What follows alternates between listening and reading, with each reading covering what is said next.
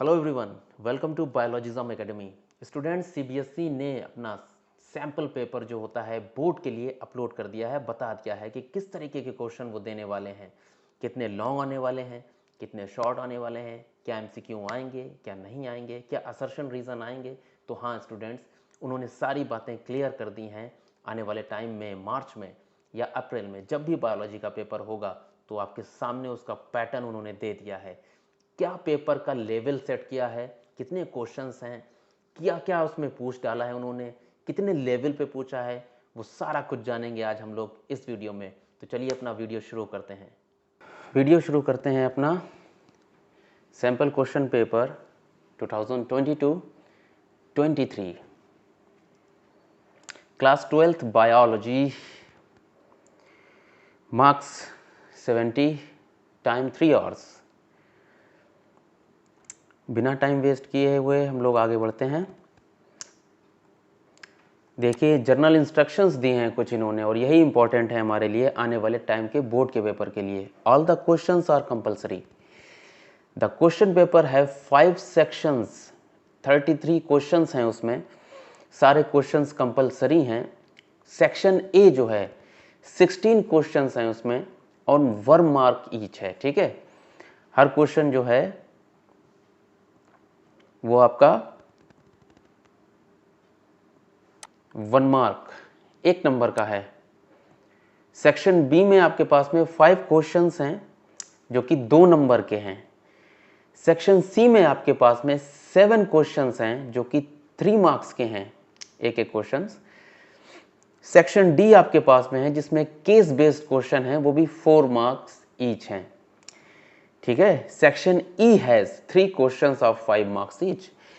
तो जो long answers हैं बच्चों वो आपके हैं 5 मार्क्स ईच। बाकी ये शॉर्ट आंसर हो गए, फिर आपके जो 5 मार्क्स वाले जो 5 क्वेश्चंस हैं वो वेरी शॉर्ट हो गए, और ये आपके एमसीक्यू हो गए 16 क्वेश्चंस। यहीं से हमें पता चल जाएगा कि किस तरीके का लेवल सेट करने वाले हैं क्लास 12th बोर्ड के पेपर में। कहा यह जाता है कि जो सैम्पल पेपर सीबीएसई देता है वो थोड़ा सा डिफ़िकल्ट लेवल उसको सेट करके देता है, लेकिन ऐसा मैंने महसूस नहीं किया है पिछले 2 साल से। जितना पेपर ये सेट है उससे आप लोग अपनी तैयारी जो करिएगा वो 10 गुना ज़्यादा करिएगा। ठीक है, ये सब कहने की बात है कि सैम्पल पेपर जो होगा वो थोड़ा कठिन होता है और जो होता है बोर्ड का पेपर वो होता है वो सिंपल होता है, ऐसा नहीं है। पिछले साल बायोलॉजी का पेपर उठा के देख लीजिए आप, तो सैम्पल पेपर उठा के देख लीजिएगा। ठीक है, दोनों का लेवल लगभग बराबर आ रहा है, अच्छे क्वेश्चंस थे उसमें। ओके, तो सेक्शन ए जो है आपका उसमें एमसीक्यू बेस्ड है, पूरा 16 क्वेश्चंस आपको मिलेंगे इसमें। क्या पहला क्वेश्चन आपके लिए है बच्चों? An infertile couple was advised to undergo the in vitro fertilization by doctor. मैं एमसीक्यू सॉल्व कर दूंगा, बाकी आपको बता दूंगा कि कौन से चैप्टर से क्वेश्चंस हैं और उनके क्या क्या आंसर हो सकते हैं। Out of the options given below select the correct stage for transfer the fallopian tube successful result. मैंने हाईलाइट कर दिया है पहले से ही। जाइगोट या फिर early embryo up to the 8 blastomeres का आईवीएफ टेक्निक में हम लोग यूज करते हैं। ठीक है, given below correct 4 contraceptives methods are and their mode of action. मैं अक्सर बच्चों से बोलता हूं कि जब भी ये चैप्टर नंबर 4 पढ़िए आप लोग रिप्रोडक्टिव हेल्थ वाला, तो उसमें एक चीज़ सबसे ज़्यादा इंपॉर्टेंट होती है, जो भी कॉन्ट्रासेप्टिव मेथड दिए गए हैं अपने, वो उनका जो मोड ऑफ एक्शन है वो बहुत ज़्यादा इंपॉर्टेंट है। ठीक है, तो उन्होंने मोड ऑफ एक्शन ही पूछा है, यहाँ पे है। इसका आंसर आपका है, देखिए यहाँ पे, कॉन्डोम्स क्या कर रहे हैं? Prevent the sperm reaching to the cervix, बात सही है ये वाली, एक थर्ड। वेसेक्टोमी, ठीक है, वेसेक्टोमी क्या क्रिएट करती है? वेसेक्टोमी क्रिएट करती है, इसमें लिखा है सीमेन कंटेंट्स नो स्पर्म। सीमेंस तो प्रोड्यूस होगा लेकिन उसमें कोई स्पर्म नहीं होंगे। वॉस डिफरेंस कोई कट कर देते हैं। पिल्स क्या करती हैं? हमारी पिल्स जो होती हैं वो प्रिवेंट एवोल्यूशन करती हैं। ठीक है, एवोल्यूशन ही नहीं होने देंगी। ट्यूबेक्टोमी क्या करती है? Ovum not able to reach the fallopian tube. Okay, तो ये एक लेवल पता चला। देखिए दोनों क्वेश्चंस का लेवल देख लीजिए आप, कितना ज्यादा उन्होंने क्लिक करके पूछ दिया है हमसे लोगों से। ठीक है, ये क्वेश्चन भी अच्छा उठाया है उन्होंने। दूसरा क्वेश्चन देखिए क्या कह रहा है आपसे बच्चों। और हाँ, practice more such a questions from the recommended resource Amazon के ऊपर, ठीक है। ये इन्होंने अपनी किताबें दे रखी हुई हैं। अब आपको अगर पसंद आए तो मंगा लीजिएगा। फिलहाल मेरे हिसाब से तो आपको एनसीईआरटी पढ़नी चाहिए, क्योंकि अब ये भी देखिए प्रमोट कर रहा है हमारा सीबीएसई इन किताबों को। विच of the following amino acid residue will constitute the histone core, इसमें से कौन से अमीनो एसिड्स हैं जो हमारे हिस्टोन प्रोटीन्स को बनाते हैं। तो हमें पता है लाइजिन और अर्जिनाइन है ना। ये वाला जो ऑप्शन है आपका लाइजिन एंड अर्जिनाइन पता है हम लोग को, क्योंकि ये होते हैं बेसिक, ठीक है। डीएनए होता है एसिडिक, तो रैप कर जाएगा हिस्टोन कोर के आसपास।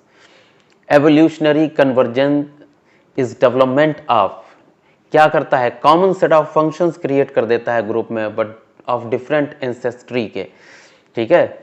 अलग अलग एंसेस्टर्स होते हैं लेकिन उनके सेट ऑफ फंक्शंस जो होते हैं वो कॉमन होते हैं। एवोल्यूशन इस बार आ रहा है बच्चों, तो उसको बहुत अच्छे से पढ़ करके जाना है। मैं तो तैयारी कराऊंगा ही, लेकिन फिर भी आपको बहुत अच्छा पढ़ना है। एपिस मेलिफेरा आर किलर बीज possessing toxic venom, identify the treatment. जब भी कोई चीज काटती है हमें, ठीक है, याद रखिए हमें उसकी परफॉर्म्ड एंटीबॉडीज हमारे अंदर ट्रांसफर किया जाता है। अगर सांप हमें काटता भी तो उसकी एंटीबॉडीज हमारे अंदर ट्रांसफर की जाती हैं, तो उसको बोलते हैं perform antibody passive immunity. Interferons हमेशा याद रखिए, जो वायरस इन्फेक्टेड सेल्स होती हैं वो सेक्रेट करती हैं ताकि बाकी सेल्स को बचाया जा सके। Interferons are the most effective in making non infected cells resistance against the spread of which of the following disease in humans. तो एड्स के लिए एस्कैरियोसिस से कोई मतलब नहीं, रिंगवर्म से कोई मतलब नहीं, अमीबियोसिस से भी कोई मतलब नहीं। विच ऑफ द फॉलोइंग, देखिए कितना बेहतरीन क्वेश्चन बनाया उन्होंने ऊपर वाला, इंटरफेरॉन से पूछा लेकिन कितना घुमाया है। Which of the following water samples in the table will have a higher concentration of organic, आपको यहाँ पे, ठीक है। अब ये है मसला कि दिमाग बहुत ज्यादा यूज करना है, रट्टाफिकेशन पे भी काम नहीं चलने वाला है। अब बायोलॉजी का पेपर हो चाहे केमिस्ट्री का हो चाहे वो फिजिक्स का ही क्यों ना हो, बहुत लेवल का पूछ रहे हैं बोर्ड वाले अब ये।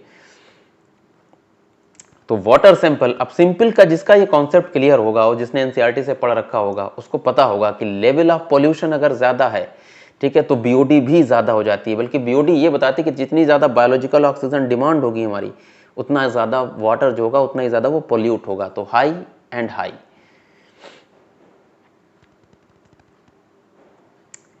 The figure below shows the structure of plasmid, उन्होंने BAM-H1 के ऊपर बताया है। Foreign DNA was ligated at the BAM-H1, the transformant were then grown in a medium containing the two antibiotics ampicillin and tetracycline को उसमें उन्होंने रखा है आपने, ठीक है। बैक्टीरिया लिया, ई कोलाई लिया, जिसके अंदर टेट्रासाइक्लिन की रेजिस्टेंस है और एम्पलीसिलिन की रेजिस्टेंस है। लेकिन यहां पे क्या करा, उन्होंने बताया कि foreign DNA was ligated at the BAM-H1, ठीक है। यहाँ पे BAM-H1 के ऊपर, फर्स्ट के ऊपर वहां पे लाइगेट कर दिया गया फॉरेन डीएनए। जब कोई फॉरेन डीएनए जब लाइगेट किया जाएगा, ठीक है, रेस्ट्रिक्शन साइट के ऊपर बच्चों, तो याद रखिएगा उसकी रेजिस्टेंस जो होती है वो खत्म हो जाती है। क्लियर। अब यहाँ के टेट्रासाइक्लिन की रेजिस्टेंस चली गई। जिस बैक्टीरिया के पास में ये हमारा ट्रांसफॉर्मेंट, ठीक है, जो बैक्टीरिया हमारा ट्रांसफॉर्मेंट हुआ होगा या जिसके पास में ये वाला प्लाज्मिड जिन बैक्टीरिया के पास में रेप्लिकेट होकर के गया होगा, तो उनके पास में टेट्रासाइक्लिन की रेजिस्टेंस चली गई होगी। जब इनके पास से टेट्रासाइक्लिन की रेजिस्टेंस चली गई होगी तो इनकी ग्रोथ नहीं होगी, बल्कि टेट्रासाइक्लिन जो होगा वो इनको खत्म कर देगा एंटीबायोटिक। एम्पलीसिलिन में ग्रोथ दिख जाएगी क्योंकि उनके पास रेजिस्टेंस है, एक शील्ड है। ओके, नो ग्रोथ टेट्रासाइक्लिन में देखिए, एंड ग्रोथ आ गया। स्वाति, ये तो नॉर्मल सा क्वेश्चन है, इन्होंने अगर आपने पढ़ रखा होगा तो dN/dt = Rn पढ़ने की जरूरत नहीं। Culture flask under ideal lab condition which the resources are replenished हैं, वहाँ पे बेहतरीन सारी चीज़ें हैं, तो वहाँ पे एक इक्वेशन चलती है हमारी dN/dt = Rn। देखिए कितना बेहतरीन क्वेश्चन बनाया है। Sea anemones get attach to the surface of the hermit crab, the kind of population interaction exhibited in this case, commensalism है यहाँ पे, ठीक है। इसमें कॉमेंसलिज्म या किसी तरीके का इंटरेक्शन होता है जिसमें एक स्पीशीज को तो फायदा होता है लेकिन दूसरी स्पीशीज को ना तो नुकसान होता है ना ही फायदा होता है। 10th क्वेश्चन कंप्लीट हुआ अपना। Which of the following food chains is the major conduct for energy flow in a terrestrial as well as in the aquatic ecosystem, इनमें से कौन सी फूड चेन जो है, ठीक है, मेजर एनर्जी फ्लो कंड्यूट करती, कंड्यूट यहाँ पे पाइपलाइन है, मतलब चैनल है कि सबसे ज़्यादा एनर्जी किस चैनल के थ्रू जाती है। तो टेरिस्ट्रियल इकोसिस्टम में डेट्रिटस है, ठीक है, और एक्वाटिक इकोसिस्टम में ग्रेजिंग है। यकीन नहीं हो तो इकोसिस्टम देख लीजिएगा, वहाँ पे इकोसिस्टम चैप्टर नंबर 14 में है, वहाँ पे लिखा हुआ है एनसीईआरटी ने, ठीक है। Which of the following is an example of the ex-situ conservation? ex-situ conservation की बात हो रही है यहाँ पे, बाहर ला करके किसी चीज को कंजर्व करना, इनसाइट नहीं एक्साइट। तो सीड बैंक्स हैं हमारे लिए, ओके। नेशनल पार्क बहुत बड़ी चीज है, बायोस्फीयर बहुत बड़ी चीज है, सेक्रेड ग्रुप्स। असर्शन रीजन आ गए बेटा, फिर से ये आएंगे, बहुत दिक्कत देंगे, इसके लिए कॉन्सेप्ट क्लियर होना बहुत जरूरी है। जब भी आप लोग असर्शन और रीजन करेंगे तो कॉन्सेप्ट क्लियर होना बहुत जरूरी है। बताया है उन्होंने कि असर्शन क्या है हमारे पास में, apomictic embryos are genetically identical to the parent plant. बात सही है, असर्शन सही है। Apomixis in the production of seed without fertilization, बात सही है। तो असर्शन भी सही है और इसका रीजन भी सही है।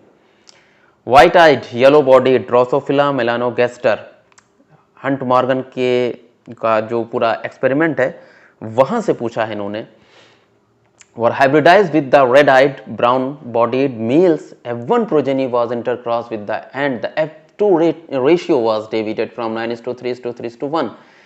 एनसीईआरटी की ये लाइन है, पूरी लाइन छापी उन्होंने और ऐसा हुआ था। इवन मॉर्गन ने ये भी बोला था कि उनको F1 जनरेशन में भी उनके जो रिजल्ट हैं उनको वो नहीं मिल रहे थे। जैसा कि मेंडल बताते थे कि जो डोमिनेंसी होगी वो क्रिएट होगी और डोमिनेंट कैरेक्टर जो होगा वो सामने दिखेगा, लेकिन मॉर्गन साहब ने ये बोला था कि ऐसा मुझे नहीं दिखाई देता है एनिमल के केसेस में, इवन ड्रोसोफिला के केसेस में। अब यहाँ पे दूसरा रीजन क्या लिखा, when the two genes in a dihybrid are on the same chromosomes the proportion of parental gene combination is much higher than the non parental type. तो यहाँ पे इसका जो उन्होंने रीजन दिया है वो रीजन जो है वो पूरी तरीके से वैलिड नहीं हो रहा है। तो इसका असर्शन तो सही है, but B is both A and R, ठीक है, ट्रू है, and R is the not correct explanation. बात दोनों सही लिखी लेकिन करेक्ट एक्सप्लेनेशन नहीं दिया। यहाँ पे लिंकेज और क्रॉसिंग ओवर वाली बात बतानी चाहिए थी। Functional ADA cDNA, ADA deficiency होती है जिसको हम लोग जीन थेरेपी के जरिए ठीक करते हैं। Gene must be inserted in the lymphocyte at the early embryonic stage. बहुत ही बेहतरीन क्वेश्चन निकाला उन्होंने जीन थेरेपी से। मुझे पता है कि बायोटेक से बहुत अंदर से क्वेश्चन पूछने वाला है इस बार सीबीएसई। तो ये बात तो सही है कि अर्ली एम्ब्रियोनिक स्टेज के ऊपर अगर लिम्फोसाइट्स को निकाल लिया जाए और उनके अंदर उनको ट्रांसफॉर्म किया जाए, उनको सही किया जाए, करेक्ट किया जाए, तो ये बीमारी जो है एडीए डिफिशियंसी सही की जा सकती है, जिसमें हमारा इम्यून सिस्टम जो होता है वो एंजाइम, ठीक है, एंजाइम जो रिक्वायरमेंट होता है, इम्यून सिस्टम हमारा इफिशिएंटली वर्क नहीं करता है। Cells in the embryonic stage और मॉर्टल, अब ये मॉर्टल बोल दिया, बल्कि माना ये जाता है कि जो स्टेम सेल्स होती हैं वो इमॉर्टल होती है, लगातार प्रोलिफरेट होती हैं, tissue formation then organ formation करती रहती हैं। तो ये रीजन इसका गलत है। Given below the age of pyramid दिया गया है, one of the states of India as per the 2011 census के हिसाब से, 2011 के सेंसस के हिसाब से, depict the male population on the left and female population on the right hand side. Newborns towards the base पे हैं, नीचे हैं, gradually increasing age groups as we move from the base to top, नीचे से ऊपर जाने पर the oldest population at the top है। स्टडी करिए उसको उन्होंने बोला है, ठीक है। This pyramid and comment upon the appropriateness and assertion the reasons. Assertion, it is the stable population, ये बात सही है। The pre-reproductive and reproductive individual are most in equal number and the post-reproductive individual are relatively fewer। दोनों बातें सही लिखी गई हैं यहाँ पे, ठीक है, और करेक्ट एक्सप्लेनेशन भी दी गई है, ठीक है। ये स्टेबल पॉपुलेशन है, अगर हम लोग चैप्टर पढ़ेंगे उसमें तो पूरी तरीके से क्लियरिटी हो जाती है हम लोगों को। सेक्शन बी क्या कह रहा है आपसे, देखिए। अब ये क्वेश्चन इतना ज्यादा इंपॉर्टेंट होता है कि सीबीएसई इसको लगभग पूछता है और आपको नीट भी लगभग पूछता है, ठीक है। इन द फिगर दोनों दे दिए गए हैं, A and B, menstrual cycle से वो जरूर पूछेंगे, एफएसएच एंड एलएच, ठीक है, ए एंड बी। अब ऊपर वाला तो आपका पिट्यूटरी हार्मोन्स है और नीचे वाले आपके ओवेरियन एस्ट्रोजन और प्रोजेस्टेरोन जो है वो ओवेरियन हार्मोन्स हैं, ठीक है। ये क्वेश्चन तो रिप्रोडक्शन से उठाया उन्होंने। A true breed pea plant, homozygous dominant inflated green pods pots is crossed with the another P plant, उन्होंने आपके क्रॉस से उठाया ये क्वेश्चन, यानी चैप्टर नंबर 5 से उठाया है ये क्वेश्चन। ठीक है, क्रॉस पूछिए, सिंपल है, यहाँ पे कैपिटल एफ कैपिटल जी ले लीजिएगा, आपको क्रॉस पता चल जाएगी। ठीक है, जो जाहिर सी बात है मेंडल के अकॉर्डिंग अगर काम हो रहा है तो जाहिर सी बात है आपका जो डोमिनेंस ही शो होगा, होमोजाइगस डोमिनेंट इन्फ्लेटेड ग्रीन है, वो दिखाई देगा। During a field trip, one of our friend in a group suddenly become unwell and she started sneezing and had trouble in breathing. ठीक है, ये एलर्जी का केस है। जब भी हम कहीं दूसरी जगह पे जाते हैं तो हम लोग के साथ ये प्रॉब्लम अक्सर होती है। Name and explain the term associated with such sudden response, what would be the doctor recommend for relief. Doctor हमेशा एंटीहिस्टामाइन, ठीक है, लिख देगा नॉर्मली। ओके, तो ये एलर्जिकल प्रॉब्लम होती है। क्वेश्चन नंबर 20 आ गया। देखिए यहाँ पे इन्होंने पैलिंड्रोमिक सीक्वेंस से क्वेश्चन उठाया गया। What are such a sequences called, palindromic हैं। ठीक है, name the enzyme use that recognize such a nucleotide sequence, restriction endonuclease use, इसको रिकॉग्नाइज करते हैं। इनकी सिग्निफिकेंस पूछ दी बायोटेक्नोलॉजी में, इनकी वजह से हम लोग कोई भी डीएनए को स्पेसिफिक जगह से कट कर सकते हैं। ट्रॉफिक लेवल 1 दिया है, ट्रॉफिक लेवल 2 भी दिया है। यहाँ पे उन्होंने पूछा है कि किस तरीके का पिरामिड है, ये इन्वर्टेड पिरामिड पूछ दिया है। तो ये इकोसिस्टम जो हमारा जो इकोलॉजी है बहुत ज़्यादा इम्पॉर्टेंट है, बहुत ज़्यादा इम्पॉर्टेंट होता है। रीज़न ये है क्योंकि हम लोग इस चैप्टर को इनको थोड़ा सा कम पढ़ते हैं बेसिकली, ठीक है, बल्कि इन पे ज़्यादा ध्यान देना चाहिए। नंबर गेनिंग चैप्टर्स हैं, आप लोग भी ऐसा ही करिएगा, नंबर गेनिंग चैप्टर्स पे ज़्यादा ध्यान देना है। होता कुछ नहीं, बस यहीं पर से घुमा देंगे, जहाँ से घुमाया नहीं उन्होंने बस वहीं से दिक्कत शुरू कर देते हैं। वो ज़्यादातर इकोसिस्टम से घुमाने की कोशिश करते हैं। दूसरा सेक्शन सी आ गया। देखिए 3 मार्क्स के हैं इसमें। Explain the functions of the following structure of male reproductive system. Scrotum का पूछा है, लेडिक सेल्स का पूछा है, मेल एसेसरी ग्लैंड्स का पूछ दिया उन्होंने। सारा फंक्शन एनसीईआरटी में मौजूद है।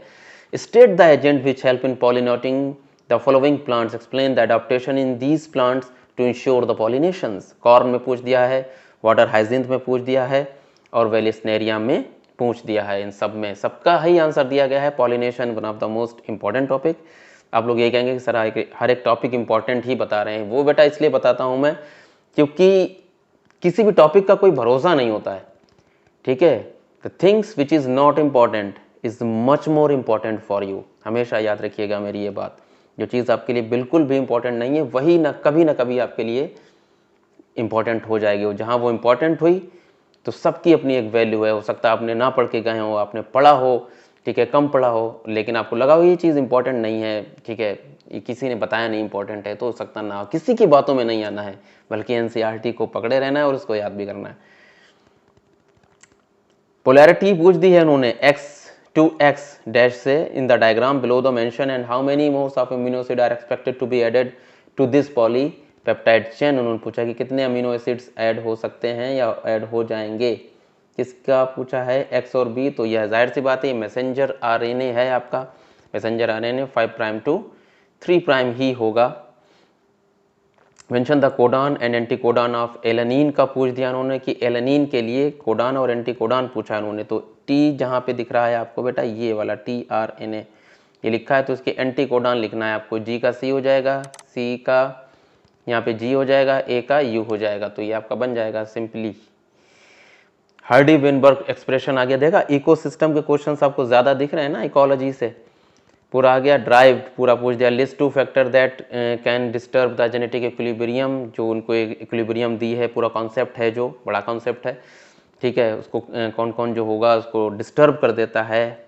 Heights of the structural importance of antibodies with the diagram, name the 4 types of antibodies found in the humoral responses, mention the function antibodies से क्वेश्चन पूछा है, ठीक है, आने हैं क्योंकि डायग्रामेटिक है, आपको डायग्राम बनाना पड़ेगा। Explain the life cycle of Plasmodium. देखिए क्वेश्चन यहीं पर से घुमा दिया उन्होंने। Starting from its entry into the body of the female Anopheles and till the completion of its life cycle in a human. पूरा आपको जो एनसीईआरटी पे डायग्राम दिया गया है ना, ह्यूमन हेल्थ एंड डिसीज में पूरा पूछा है वो डायग्राम उन्होंने। आप चाहें तो उसको फ्लो चार्ट में बता सकते हैं, बनाना नहीं, फ्लो चार्ट में बेहतर तरीके से एक्सप्लेन करके बता दीजिएगा, नंबर पूरे मिलते हैं। केयरफुली ऑब्जर्व द डेटा उन्होंने पूछा है, या देखिए पूछ दिया आपके डीएनए फिंगरप्रिंटिंग वाले हिसाब किताब से पूछा है उन्होंने।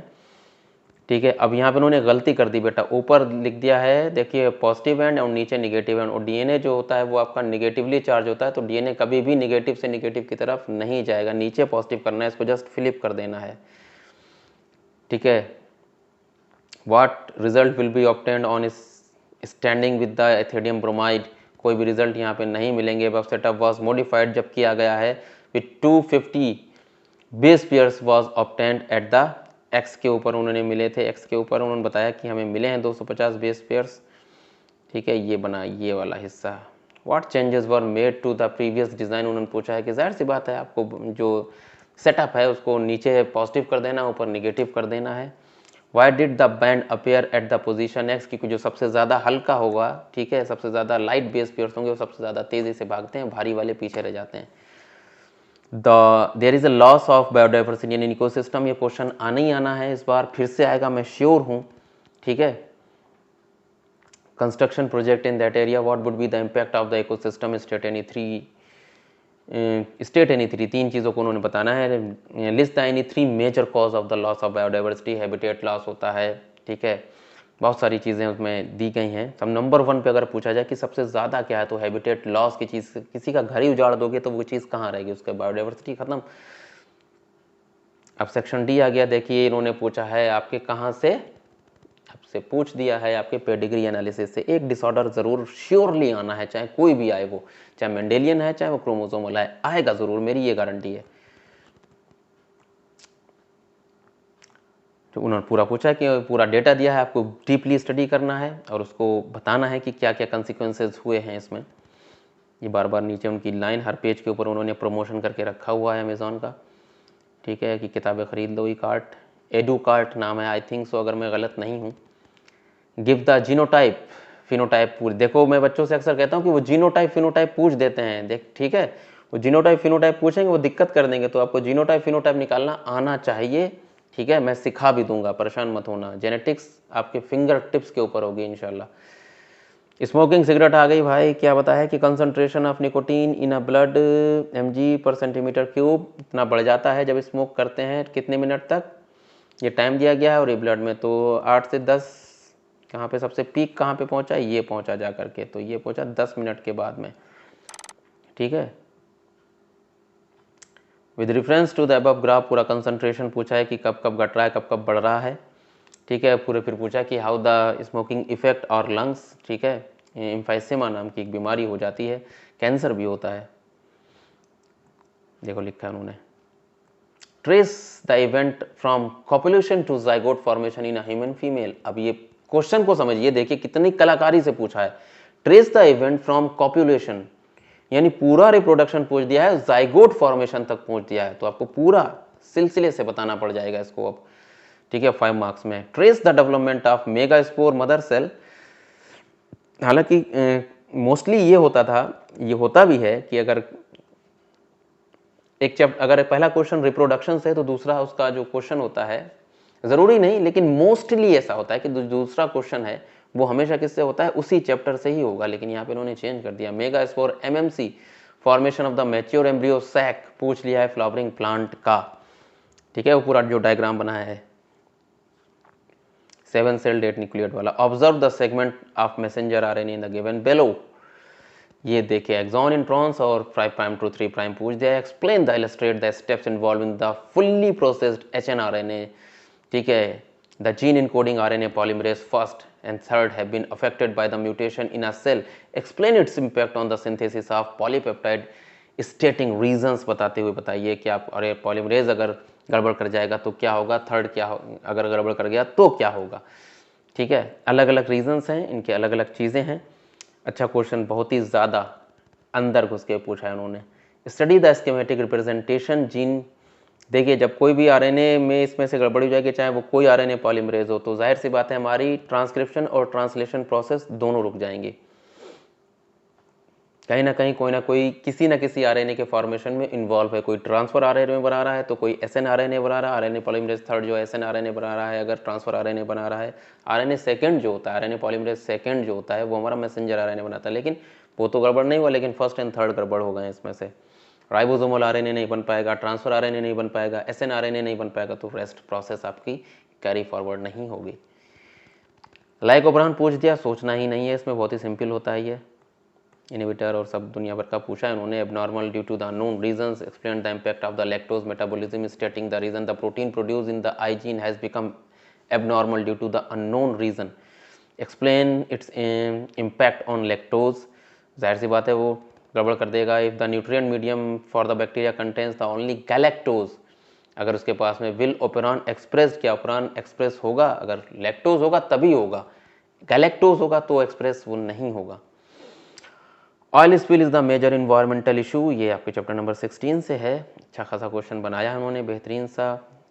Pseudomonas bacteria genes to break the down in the groups hydrocarbons, बहुत सारी चीज़ें हैं उसमें, सुपरबग से लेकर के list the advantages using the bacteria for such a biotechnological studies में पूरा केस स्टडी दिया गया है। तो आप लोग पढ़ोगे, सिंपल क्वेश्चन है लेकिन हाँ उधर से ही लिया गया चैप्टर नंबर 16 से।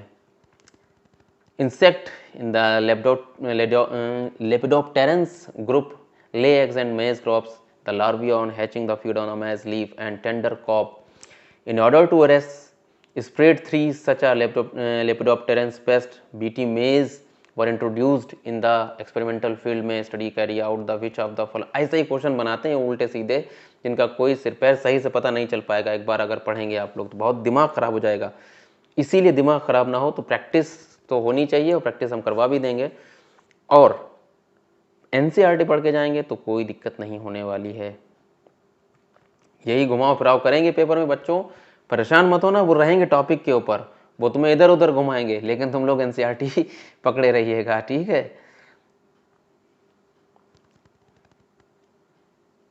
ये दिया गया है पूरा। क्या पूछा है इन्होंने कि कौन सी क्रॉप कब कब डेवलप करी है उन्होंने। The graph shows the leaf area damaged by the 3 paste after feeding on the मेज लीव्स फॉर 5 डेज के लिए छोड़ा गया था। तो A B C D E तक है।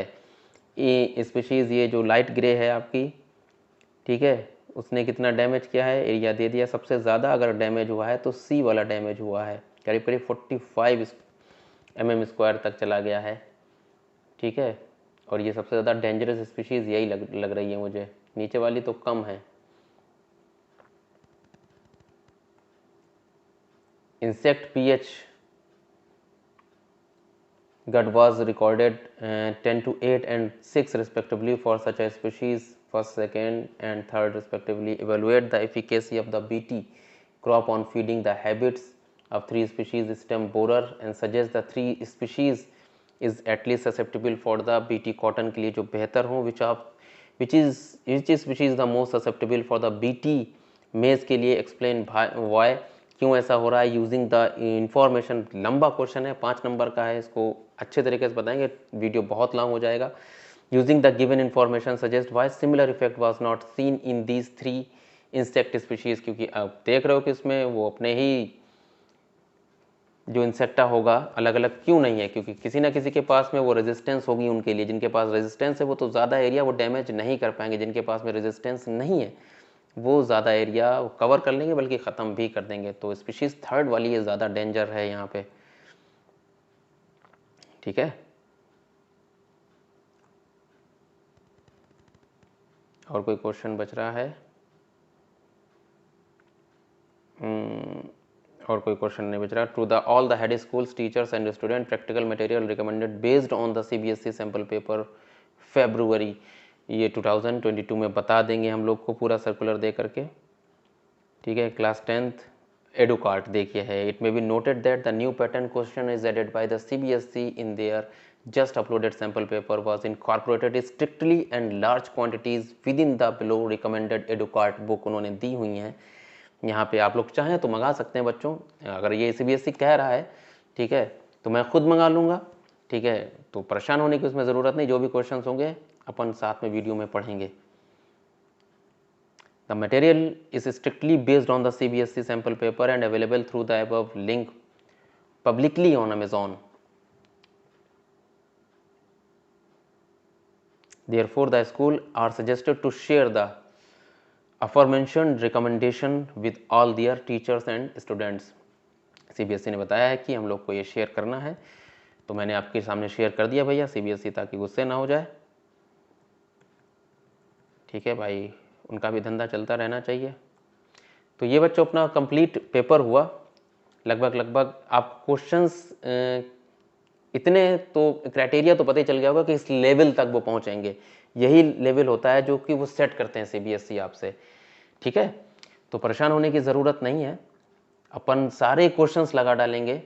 जब तक के लिए आप लोग अपनी तैयारी रखिए। ये तो सिर्फ एक सैम्पल पेपर का उन्होंने एक मॉडल दिया था। अपनी तैयारी करिए, अच्छे से पढ़िए। गुड लक, खुदा हाफिज़।